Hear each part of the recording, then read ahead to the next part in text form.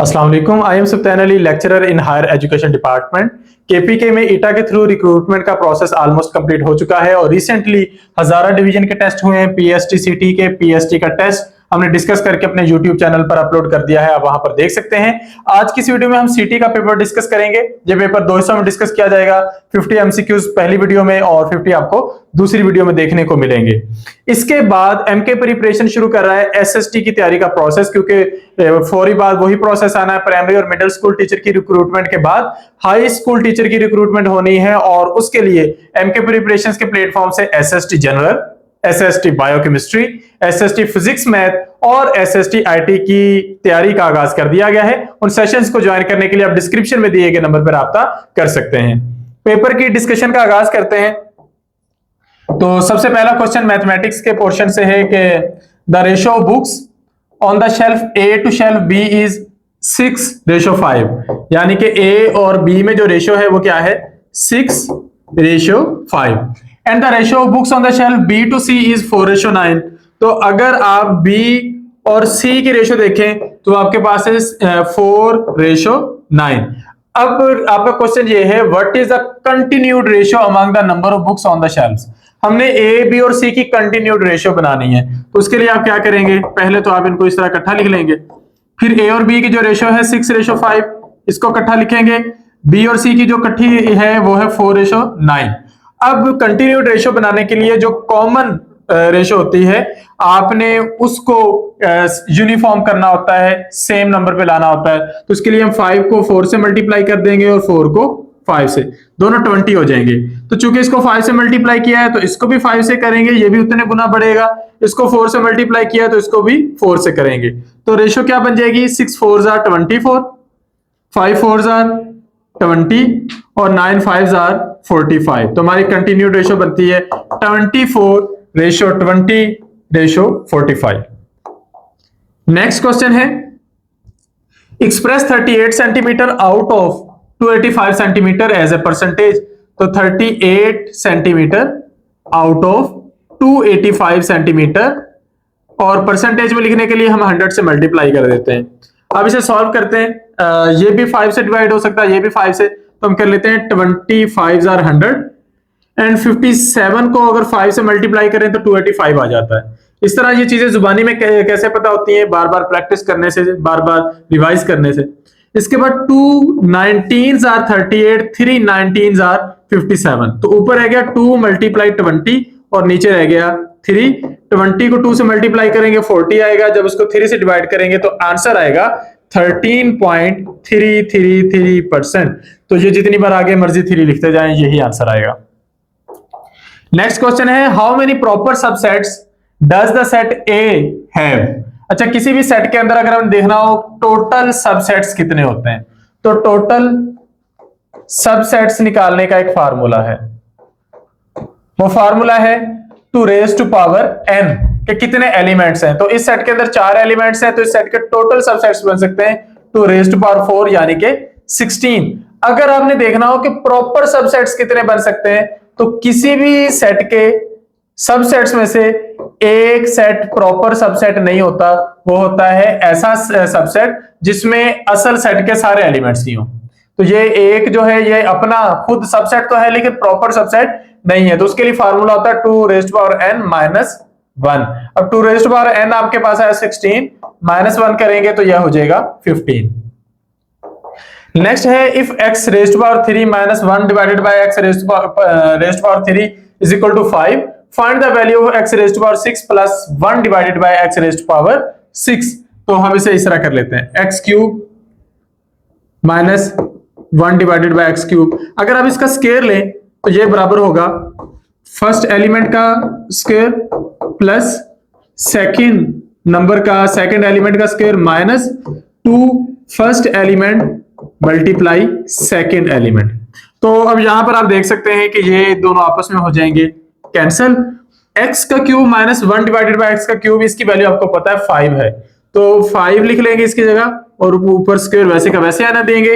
इसकी जगह आ जाएगा x6 plus 1 divided by x⁻6 -2। -2 इधर आकर जमा हो जाएगा 5⁻25 और वो 2 इधर आकर जब जमा होगा तो ये बराबर किसके हो जाएगा 27 के, and 27 is our right answer.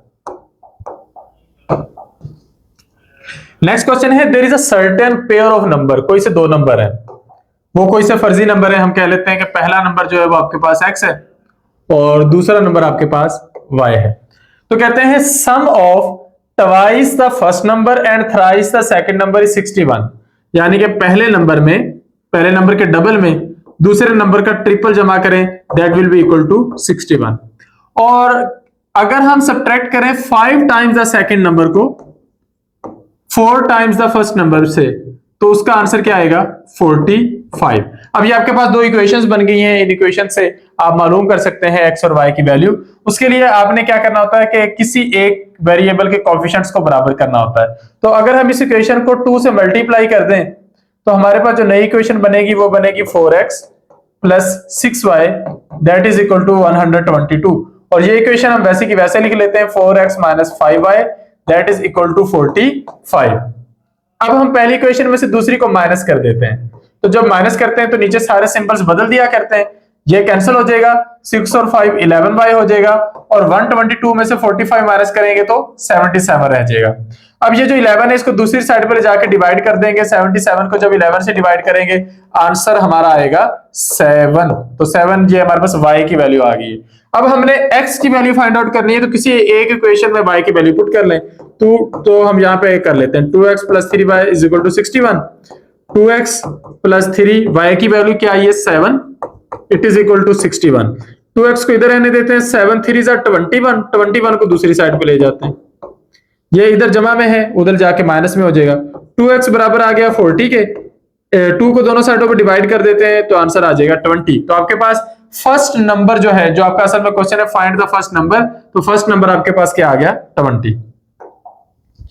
Next है which of the following is not a perfect square. Perfect square ऐसा होता है कि अगर हम उसका स्क्वायर रूट लें तो आपका आंसर होल नंबर में आए। तो अगर आप इन तीनों वैल्यूज का स्क्वायर रूट लेंगे तो इनका आंसर होल नंबर्स में आएगा, लेकिन अगर इसका आप स्क्वायर रूट लेंगे तो इसका आंसर होल नंबर में नहीं आएगा। फॉर एग्जांपल यहां पर अगर आप 97 को 97 से मल्टीप्लाई करें तो 9409 आ जाता है। इसी तरह 77 को 77 से मल्टीप्लाई करें तो ये आ जाता है, 66 को 66 से मल्टीप्लाई करें तो ये आ जाता है। ये सारे परफेक्ट स्क्वायर हैं, एक 66 का परफेक्ट स्क्वायर है, एक 97 का परफेक्ट स्क्वायर है, और ये हमारे पास बनता है 77 का परफेक्ट स्क्वायर। तो सिर्फ पहला जो नंबर है वो आपके पास परफेक्ट स्क्वायर नहीं है। अच्छा, अगर ये सारा आपने पेपर पे करके देखना हो तो कैसे करेंगे, आप प्राइम फैक्टराइजेशन करेंगे हर एक की, और जब आप प्राइम फैक्टराइजेशन करेंगे तो आपको पता चल जाएगा कि इनके क्या आते हैं फैक्टर्स, और वहां से आपको पता चल जाएगा। अ रनर, एक दौड़ने वाला बंदा, ही covers a distance of 256 kilometre in 4 days. तो डिस्टेंस जो है वो 256 है, टाइम 4 डेज लिया है। तो अगर हम उसको 7 दिन दे तो कितने किलोमीटर करेगा, तो हम ये कर लेते हैं कि 4 डेज में 256 किलोमीटर, एक दिन में 256 डिवाइडेड बाय 4, आपका आंसर आ जाएगा यहां पर 4 6 24, 4 4 16, 64 आंसर आ जाएगा। और 7 डेज में कितना हो जाएगा 64 multiply 7 and the answer will be 448। 60 को 7 से मल्टीप्लाई करें 420 आता है, और 4 को 7 से करें 28 आता है, और ये कुल मिला के बन जाता है 448 kilometres. The capacity of water in a bottle is 50 milliliter. What is its capacity in liters? तो मिलीलीटर को हमने लीटर में कन्वर्ट करना है, आसान सा क्वेश्चन है। मिलीलीटर को लीटर में कन्वर्ट करने के लिए हम उसको 1000 से डिवाइड कर देते हैं। अगर हम 50 को 1000 से डिवाइड कर दें तो हमारा आंसर आ जाता है 0.05 लीटर्स। नेक्स्ट क्वेश्चन है, the speed of a car is 126 kilometre per hour. What is its speed in metre per second. अच्छा, हमने किलोमीटर पर आवर को कन्वर्ट करना है मीटर पर सेकेंड में। किलोमीटर को मीटर में कन्वर्ट करने के लिए 1000 से मल्टीप्लाई कर दें, और आर को अगर आपने कन्वर्ट करना है मिनट्स में तो एक आर है तो उसमें 60 मिनट होते हैं और हर मिनट में 60 सेकंड्स होते हैं, तो ये भी हो गया। अब इससे आगे आप इसको डिवाइड करके बस देख लें, 0 0 से कैंसिल हो गया, ये 0 0 से कैंसिल हो गया, 3 2s are 6, 5 2s are 10, और ये हो जाएगा आपके पास, ये 3 से भी ये भी डिवाइड हो जाएगा 42, फिर 6 को 6 7s are 42, 7 को 5 से मल्टीप्लाई कर देंगे, आंसर आ जाएगा 35 मीटर्स पर सेकेंड। तो ये हमारे पास सॉल्व करने से आ जाता है। नेक्स्ट क्वेश्चन है, average age of 6 family members is 25। If the age of guest is also included, their average becomes 26 years. तो average of 6 family members is equal to 25. तो उनकी टोटल एज कितनी आ रही है? उनकी टोटल एज आएगी 25 multiply 6, that is 150 years. अच्छा, अगर आप साथ गेस्ट को भी मिला लेते हैं तो टोटल 7 लोग हो जाएंगे। अब जो 7 लोग हैं उनकी एवरेज 26 बन रहा है, 26 को 7 से अगर आप मल्टीप्लाई करें तो ये आपका बन जाएगा 20 को 7 से मल्टीप्लाई करें 140, और 6 को 7 से करें 182 आ जाएगा। तो हमने क्या करना है कि बाद में जो आपके पास टोटल आया है आपने उसमें से पहले वाले टोटल को माइनस कर देना है। तो 182 में से जब आप 150 को माइनस करेंगे तो बाकी 32। भाई ये अंडरस्टूड सी बात है कि अब पहले अगर 150 किलो वजन था 6 लोगों का और अब 7 लोगों का 182 है, तो ये जो वजन बढ़ा है ये 7वें बंदे की वजह से बढ़ा है, तो हम उसका वजन इस तरीके से निकाल लेते हैं। नेक्स्ट क्वेश्चन है फाइंड। अच्छा, इसको हमने फाइंड करना है, फाइंड आउट करना है। फ्रैक्शन है आपके पास 2 raised to power 2 आपके पास होल नंबर, इसका 3 डिवाइडेड बाय 5 फ्रैक्शन है, इट इज ऑफ 45। तो अब आप इसे सॉल्व कर लें, 5 2s are 10, 10 plus 3 13, 13 divided by 5 multiply 45, 5 9s are 45 और 9 को 13 से मल्टीप्लाई करेंगे 117 हमारा आंसर आ जाता है, and that is a correct answer. इसके बाद नेक्स्ट है find the smallest number that can be completely divided by 32, 55 and 72। हमने एक बड़ा सारा नंबर ढूंढना है और वो नंबर बड़े नंबरों में से छोटा नंबर होना चाहिए जो इन तीनों से डिवाइड हो जाए। तो उसके लिए हम एलसीएम ढूंढेंगे, लीस्ट कॉमन मल्टीपल। हमने ऐसा नंबर नहीं ढूंढना जो इन तीनों को डिवाइड करे, हमने ऐसा नंबर ढूंढना है जो इन तीनों से डिवाइड हो जाए। तो वो डेफिनेटली इनसे बड़ा नंबर होगा, उसके लिए आपको एलसीएम निकालना पड़ेगा। तो अब प्राइम फैक्टराइजेशन करें, 32 की करेंगे तो ये आ जाएगा 2 मल्टीप्लाई 2 मल्टीप्लाई 2 मल्टीप्लाई 2 मल्टीप्लाई 2, आप लिख सकते हैं 2 raised to power 5। 55 करेंगे तो वो आएगा 5 मल्टीप्लाई 11। 72 की करेंगे तो आएगा 2 मल्टीप्लाई 2 मल्टीप्लाई 2, 2 से करेंगे तो 36 रह जाएगा, फिर 2 से करेंगे 18 रह जाएगा, फिर 2 से करेंगे 9 रह जाएगा, 3 मल्टीप्लाई 3। तो इसे आप लिख सकते हैं 2 raised to power 3 मल्टीप्लाई 3 का स्क्वायर। एलसीएम निकालने के लिए हम क्या करते हैं, हम मैक्सिमम पावर वाली वैल्यू लेते हैं। तो 2 की वैल्यू हम ये लेंगे, 3 की वैल्यू हम ये कंसीडर करेंगे, 5 और 11 के यहां से कंसीडर करेंगे। तो ये हो जाएगा 2 raised to power 5 मल्टीप्लाई 3 का square multiply 5 multiply 11। 2 raised to power 5 32, 3 का स्क्वायर 9 होता है, 9 को 5 से मल्टीप्लाई कर लें 45 और मल्टीप्लाई 11। अब आप इन तीनों को जब मल्टीप्लाई करेंगे आपके पास आपका आंसर आ जाएगा।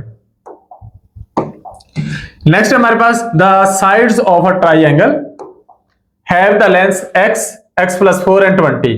If the length of longest side is 20, what value of x makes the right angle? तो अगर longest side है 20 तो यहाँ पे आप सिंपली ये हाइपोथेसिस अप्लाई कर लेते हैं, थ्योरम अप्लाई कर लेते हैं फिथागोरस का। 20 square is equal to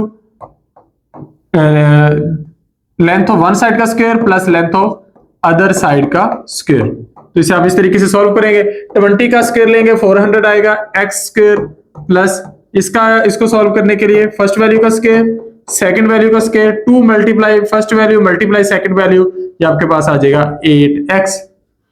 400 is equal to x square plus 16 plus 8x।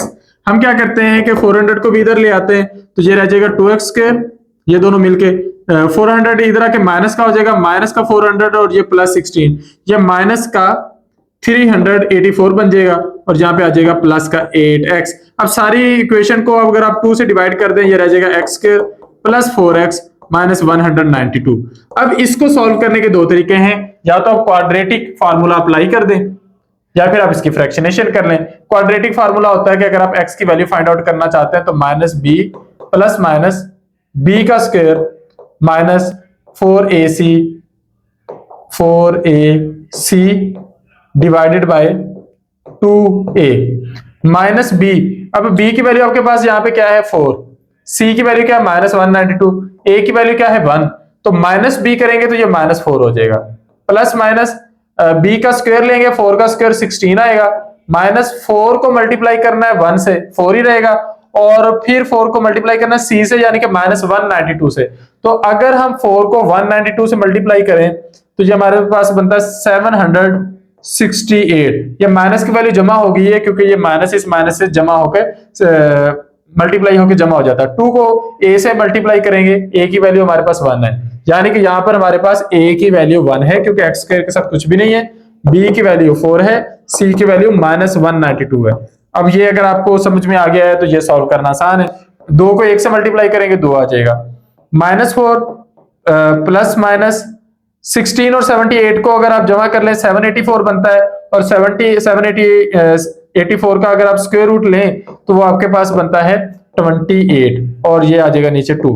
तो अब आप इसे दो तरह से सॉल्व कर सकते हैं, या तो आप इसको माइनस 28 लें या फिर इसको प्लस 28 लें। माइनस 28 लेकर अगर इसको सॉल्व करेंगे माइनस 28 माइनस 4 माइनस 32 होगा, माइनस 32 को 2 से डिवाइड करेंगे आपका आंसर आ जाएगा माइनस 16, और कोई भी साइड जो है उसकी लेंथ नेगेटिव में नहीं हो सकती तो ये गलत है। फिर हम इसको जमा में लेते हैं, प्लस में लेते हैं, प्लस 28 में से माइनस 4 करें 24 आएगा, 24 में से 2 को डिवाइड करें, 24 को 2 से डिवाइड करें, आपका आंसर आ जाएगा 12। तो ये आपका राइट आंसर है। फ्रैक्शनेशन से करना है तो सिंपल है, 192 को 1 से मल्टीप्लाई करें 192 आता है, 4 को अब इस तरीके से फ्रैक्शनेट करना है, इस तरीके से तोड़ना है कि हमारे पास जो दो वैल्यूज आए उनको अगर हम आपस में मल्टीप्लाई करें तो 192 आएगा। तो अगर हम 15 में से 11 माइनस करें तो 15 ज़रब 10 150 आता है, 15 ज़रब 11 165 आता है, 15 तो नहीं लगेगा। अगर हम 16 में से 12 को माइनस करें तो वो बन सकता है, तो ये हो जाता है x square plus 16x minus 12x minus 192। अब यहां तक मैंने बना दिया, इससे आगे आप इसको सॉल्व कर सकते हैं। नेक्स्ट क्वेश्चन है हमारे पास, if a is equal to 1 minus 2 b is equal to 5 1, दोनों के पॉइंट्स दिए हुए हैं a और b के, तो हमने a b को फाइंड आउट करना है। तो a b को फाइंड आउट करने के लिए हम फार्मूला अप्लाई करेंगे, that is x2 minus x1 इसका square plus y2 minus y1 इसका स्क्वायर, एंड पूरे का हमने स्क्वायर रूट ले लेना है। ये आपके पास है x1 y1, ये है x2 y2, तो x2 में से x1 पहले आपने माइनस करना है, 5 में से 1 माइनस करेंगे 4 आएगा, 4 का स्क्वायर प्लस y2 में से 1 में से माइनस 2 को माइनस करना है, 1 में से माइनस 2 को जब आप माइनस करने लगेंगे तो ये सिंबल चेंज हो जाएंगे, 1 और 2 आपके पास बन जाएंगे 3, तो जब आप 3 का स्क्वायर लेंगे तो वो इस तरीके से आ जाएगा। फिर 4 का स्क्वायर 16, 3 का स्क्वायर 9 और पूरे का स्क्वायर रूट 25 का जब आप स्क्वायर रूट लेंगे आपका आंसर आ जाएगा 5, and the 5 is your precise answer.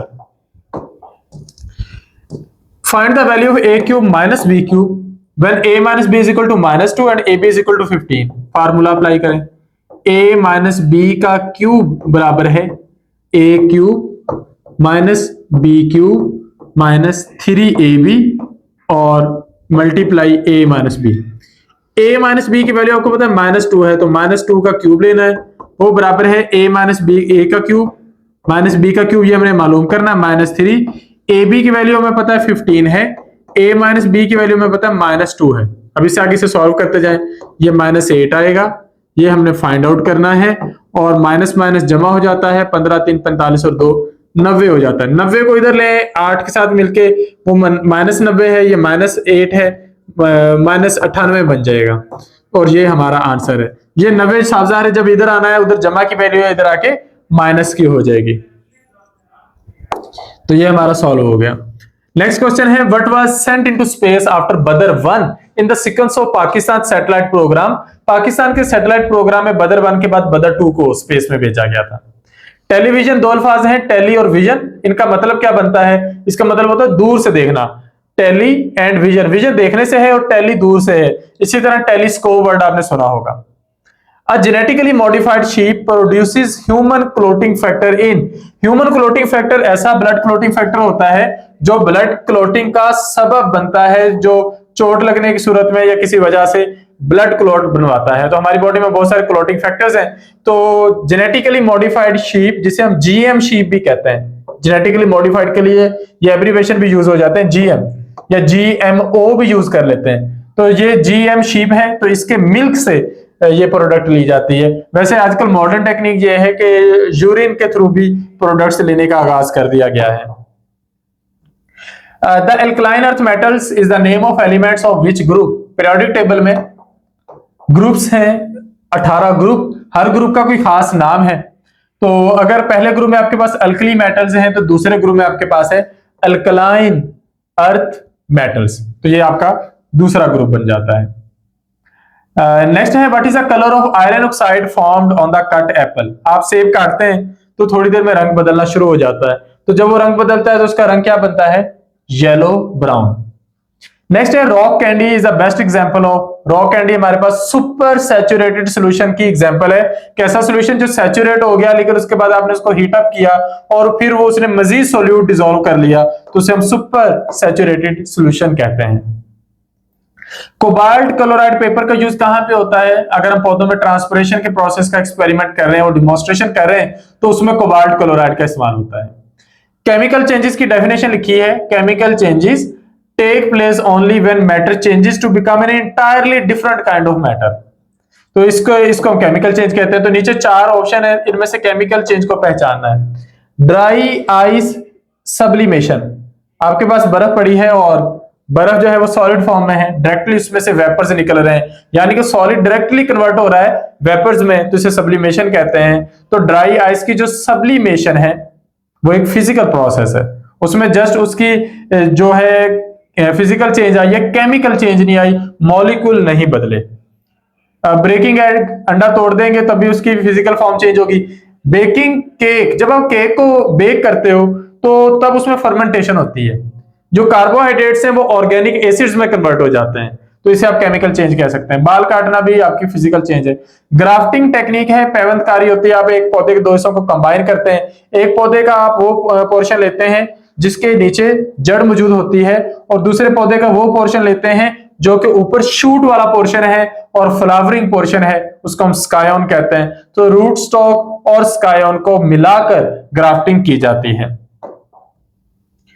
Which of the following part of seed gives rise to shoot? shoot किससे बनती है? अच्छा, एक बीज को अगर आप एक बीज के स्ट्रक्चर को देखें तो एक बीज में ज्यादा हिस्सा तो घेरा होता है एंडोस्पर्म ने, ठीक है, तो ये एंडोस्पर्म है जो मैक्सिमम है, इसमें फूड है। बाकी रह जाता है अंदर एम्ब्रियो। जो एम्ब्रियो है उसमें एक पोर्शन होता है प्लोम्यूल, एक होता है रेडिकल। जो प्रोम्यूल है इससे नए पौधे की शूट्स बनेगी, रेडिकल से नए पौधे की रूट्स बनेगी। तो हमारा आंसर यहाँ पे शूट्स के हिसाब से क्या होना चाहिए? Plumule. The diameter of moon is about, चांद का जो डायमीटर है वो 3500 किलोमीटर रफ एस्टिमेट है, और अगर आप जरा प्रिसाइज होने लगेंगे तो वो बन जाएगा 3474 किलोमीटर।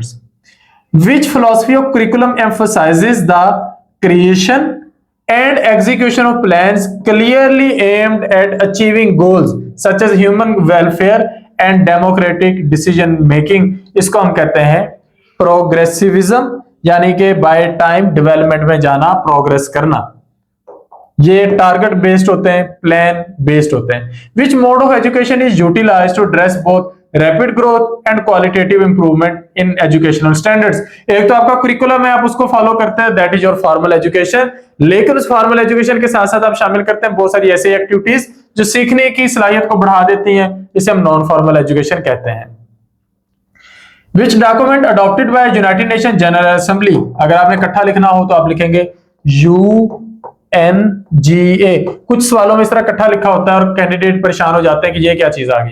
तो 1948 में कौन सा डॉक्यूमेंट था जिसके मुताबिक हर शख्स को एजुकेशन का राइट हासिल है? इस डॉक्यूमेंट को हम बोलते हैं universal declaration of human rights.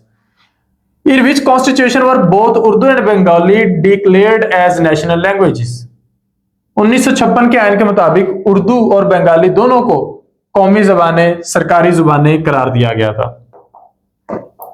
क्योंकि तब ईस्ट पाकिस्तान और वेस्ट पाकिस्तान इकट्ठे थे। What natural barrier separate China from the rest of the world? River, ocean, mountain, desert, jungle, oceans. हमारा सेकंड वाला ऑप्शन ठीक है, माउंटेन, डेजर्ट, जंगल्स और ओशंस वाला, क्योंकि बड़े बड़े हिमालयन रीजन्स हैं, एक तरफ से सहराई गोबी है, एक तरफ से समंदर है और कुछ साइड से जंगलात हैं जो चाइना को बाकी सबसे अलग करते हैं। Which governor general of Pakistan served right before Sikandar Mirza?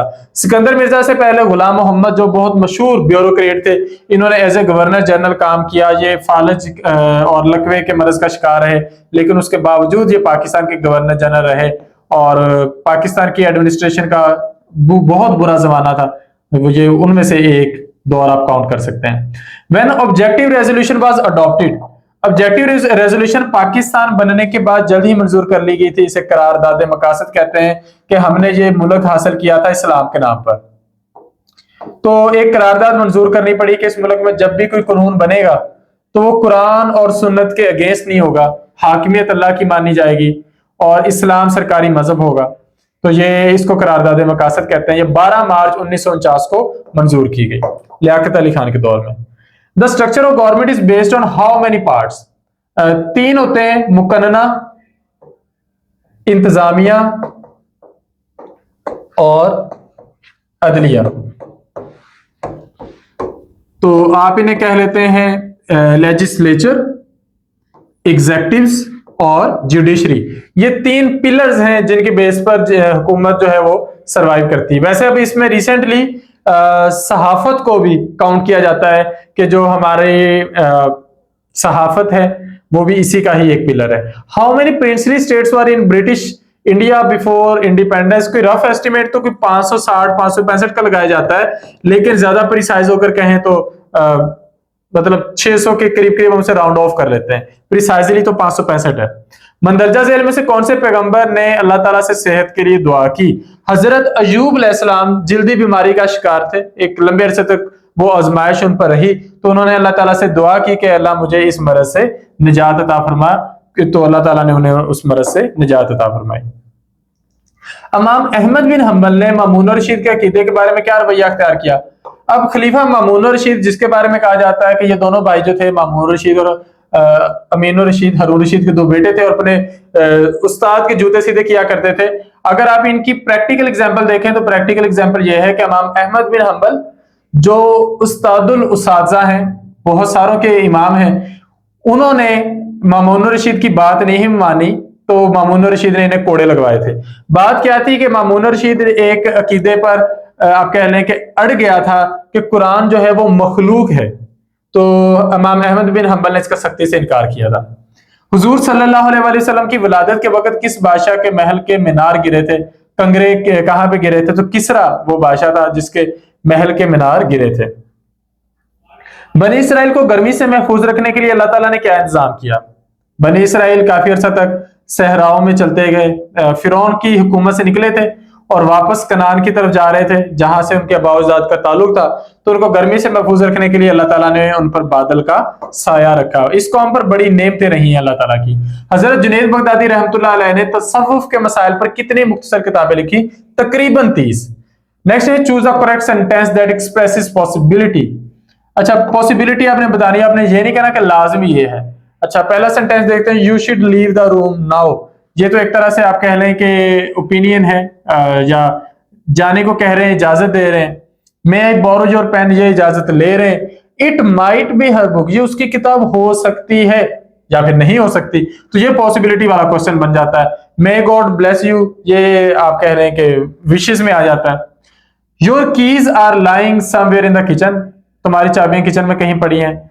Identify the adverb of place.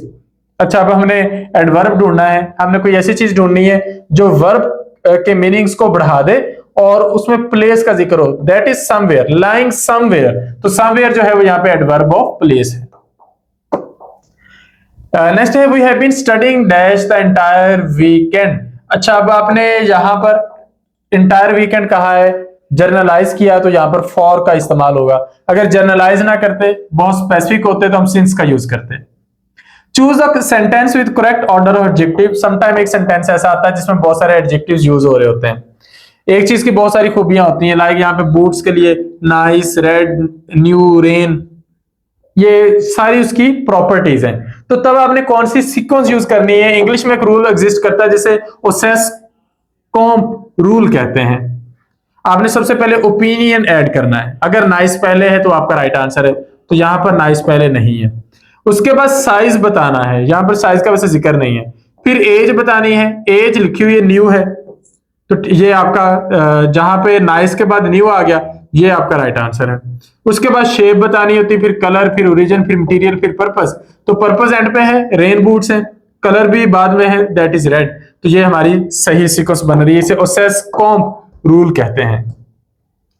What is the function of suffix meant in the word enjoyment? अच्छा, एंजॉय एक वर्ब है, एक काम है। अगर आप इसके एंड पर मेंट ऐड कर देंगे तो ये आपके पास नाउन बन जाएगा, enjoyment. He is as strong as an ox. तो यहां पे एनोलॉजी जो आ जाती है वो ऑक्स के साथ आती है स्ट्रॉन्ग होने की। Aamir finish is homework before dinner. तो यहां पर हमने कौन सा थर्ड पर्सन प्रोनाउन यूज करना है? तो यहाँ पे यूज हुआ है, यहां पे हिज जो है ये थर्ड पर्सन प्रोनाउन है। If I hadn't come to London, और इसके बाद हमने कौन सा सेंटेंस यूज करते हैं? I would have not missed my family, ये यहां पर आएगा क्योंकि यहां पर पास्ट का एक्सप्रेशन है, तो यहां पर भी पास्ट का एक्सप्रेशन आएगा। वो परफेक्शन में है तो यहां पर भी परफेक्शन में आएगा, यानी कि I would not miss my family की बजाय I would not have missed my family, ये आएगा। फिर मैथमेटिक्स का क्वेश्चन आ गया, if tan theta is equal to 1 then sin theta is equal to dash. sin theta की वैल्यू हमने फाइंड आउट करनी है। Theta lies in third quadrant. अच्छा, हमें पता है कि अगर तो tan 45 हो तो वो भी 1 के बराबर होता है, और अगर tan 225 हो तो वो भी 1 के बराबर होता है। अब हमने देखना है कि यहां पर ये कहां पर है, ये 0 तक वैल्यूज है, ये 90, 180, 270 और वापस जो है 360 तक। अब अगर आपका थीटा थर्ड क्वाड्रेंट में है, यहां पर है, तो ये 180 और 270 के दरमियान है, यानी कि ये। तो tan 225 की अगर आपके पास वैल्यू 1 है तो sin 225 की वैल्यू आपके पास क्या आएगी? -1 डिवाइडेड बाय स्क्वायर रूट 2। ये याद करने वाली वैल्यूज होती हैं और इनका ताल्लुक याद करने से ही होता है। तो ये आपने इस तरतीब से चीजें याद करनी है। अच्छा, नेक्स्ट है what is the difference between the mean of set B and median of set A? अच्छा, अगर हमने इसका मीन निकालना हो, हम सबको जमा कर लेते हैं। अगर हम इनको सबको जमा करें तो 2 + 3 5, 5 + 6 11, 11 + 1 12, 12 + 9 21, 29 + 3 4 24। 24 को अगर हम 6 से डिवाइड करें टोटल नंबर से, तो इसका जो हमारे पास एवरेज आ रहा है वो आ रहा है 4। हमने सम से आगे एवरेज भी निकाल लिया। मीडियन निकालना है इस अगले सेट का, तो पहले इनको अरेंज कर लेते हैं। 2 3 5 7। अच्छा, एक्सट्रीम्स को अगर इग्नोर कर दें, दरमियान वाली दो वैल्यूज बची, इनको जमा करके 2 से डिवाइड करेंगे। 8 को 2 से डिवाइड करेंगे तो जाएगा 4। वहां पर आपके पास मीन 4 आया है, यहाँ पे मीडियन 4 आया है, तो 4 में से 4 को अगर हम माइनस कर दें, आंसर आएगा 0। क्वेश्चन ये था कि आपने डिफरेंस निकालना है किसमें से? इस सेट का मीन निकालें और इस सेट के मीडियन। तो मीन में से मीडियन को हमने माइनस कर दिया, आपका आंसर आ गया 0। और यहां पर पहले 50 एमसीक्यूज कंप्लीट होते हैं, अगले 50 एमसीक्यूज हम अगली वीडियो में कंप्लीट कर देंगे। Thank you, Allah Hafiz.